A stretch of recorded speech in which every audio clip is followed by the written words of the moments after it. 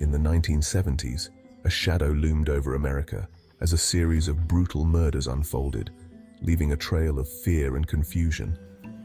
This is the chilling story of Ted Bundy, a man whose charm masked a horrifying reality and the relentless pursuit of justice by law enforcement.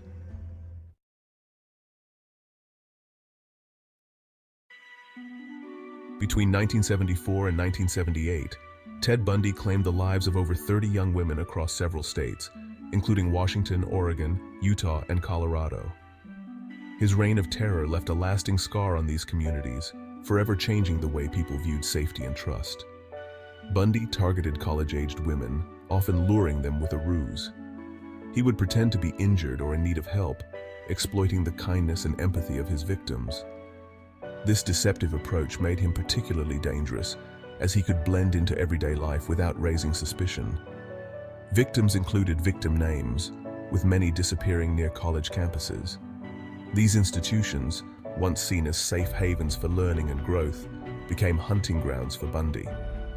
The fear and paranoia that spread among students and faculty were palpable, as no one knew who might be next. On February 1st, 1974, 18-year-old Linda Mae Healy disappeared from her home in Washington. She was a bright young woman with a promising future ahead of her, making her sudden disappearance all the more tragic. She was last seen leaving a party, and her absence sent shockwaves through the community. Friends and family were left in a state of disbelief and fear as the search for Linda intensified. The community rallied together, hoping for her safe return. But as days turned into weeks, hope began to wane. These young women had dreams, ambitions, and families who loved them. They were daughters, sisters, and friends, each with their own unique stories and aspirations. Their lives were cut short, leaving behind a trail of unfulfilled potential and broken hearts. The loss felt by their families was immeasurable, a void that could never be filled. Memorials and vigils were held in their honor, as communities came together to mourn and remember. The impact of Bundy's crimes extended far beyond the immediate victims, affecting countless lives and leaving a legacy of pain and sorrow.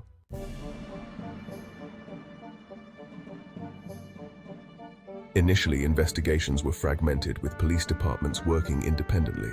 At first, we didn't realize we were dealing with a serial unalive.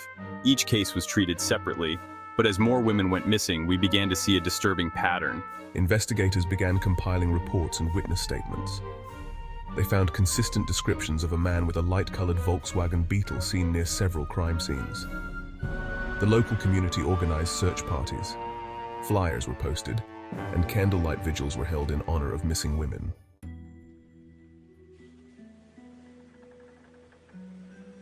As the investigation progressed, detectives sought to gather evidence that could lead to a suspect. Investigators collected hair samples, fingerprints, and clothing fibers from multiple crime scenes. However, many leads were weak or circumstantial. Witnesses reported seeing a man with a unique appearance, dark hair, athletic build, often dressed in a preppy style. Police faced numerous challenges, including lack of resources and the difficulty of coordinating between different jurisdictions.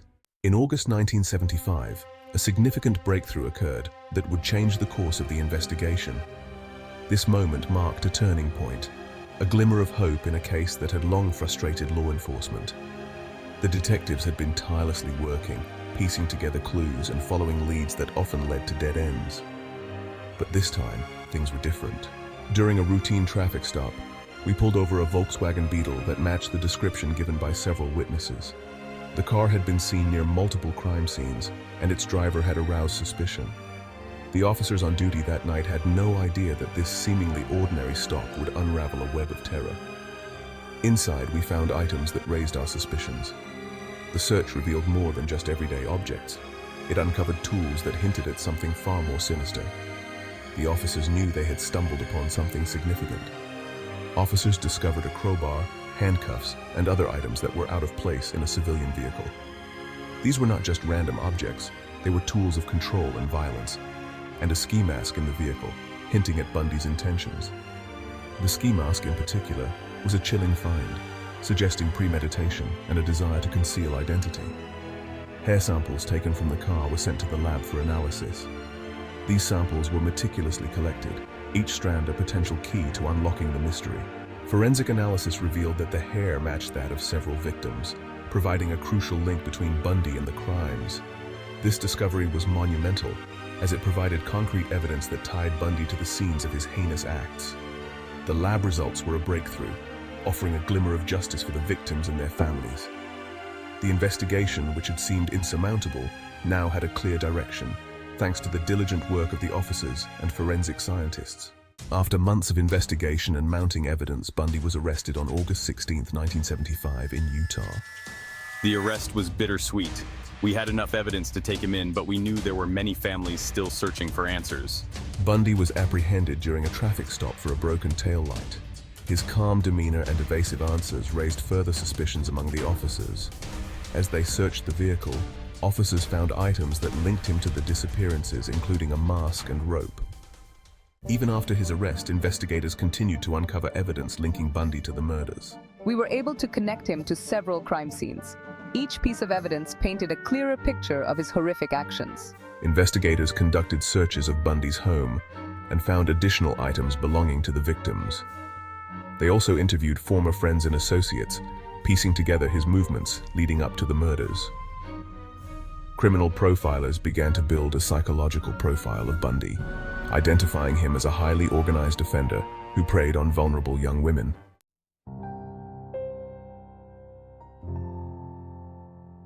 Bundy's trial began in 1976, drawing national attention and a media frenzy. It was painful to hear the details in court. We wanted justice, but it felt like a nightmare all over again.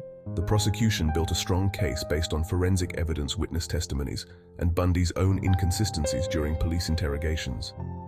During the trial, Bundy shocked many when he decided to represent himself.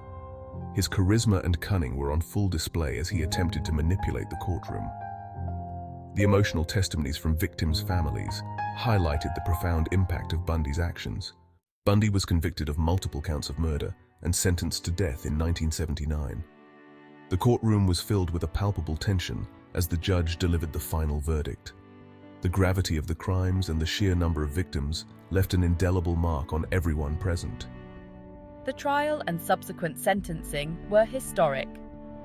It was one of the most publicized trials of the century, drawing attention from media outlets around the world. The courtroom was often packed with journalists, legal experts, and curious onlookers, all eager to witness the proceedings. This was one of the first times the public saw how forensic evidence could be used to build a case against a serial unalive. The meticulous work of forensic scientists played a crucial role in securing Bundy's conviction. Their testimonies and the evidence they presented were groundbreaking, setting new standards for future criminal investigations. The verdict brought some closure to the families of the victims, but the scars remained. The emotional toll of the trial was evident on the faces of the victims' families. Many had waited years for justice, and while the verdict provided some relief, the pain of their loss was still very real. Many families formed support groups to help one another cope with their loss. These groups became a source of strength and solidarity, offering a safe space for members to share their grief and support each other through the healing process. The bonds formed in these groups often lasted a lifetime. Even in prison, Bundy attempted to manipulate the system, granting interviews. He used these opportunities to present himself in a more favorable light, often downplaying his crimes and portraying himself as a misunderstood individual, and maintaining a facade of innocence. Despite overwhelming evidence against him, Bundy continued to assert his innocence, hoping to sway public opinion and perhaps even secure a reprieve from his death sentence. His charm made him a media sensation. Bundy's ability to captivate and manipulate the media was unparalleled. He became a household name, not just for his heinous crimes, but for his charismatic and cunning personality. This media attention only added to the complex and disturbing legacy he left behind. Ted Bundy's case changed the landscape of criminal investigations and victim advocacy. This case transformed how we approach serial crimes.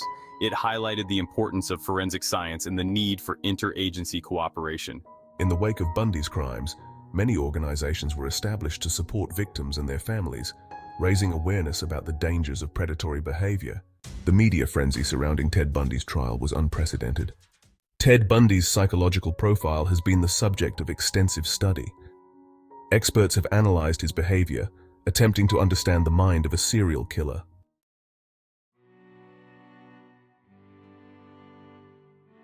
Ted Bundy's legacy is one of horror and tragedy, but also one of resilience and change.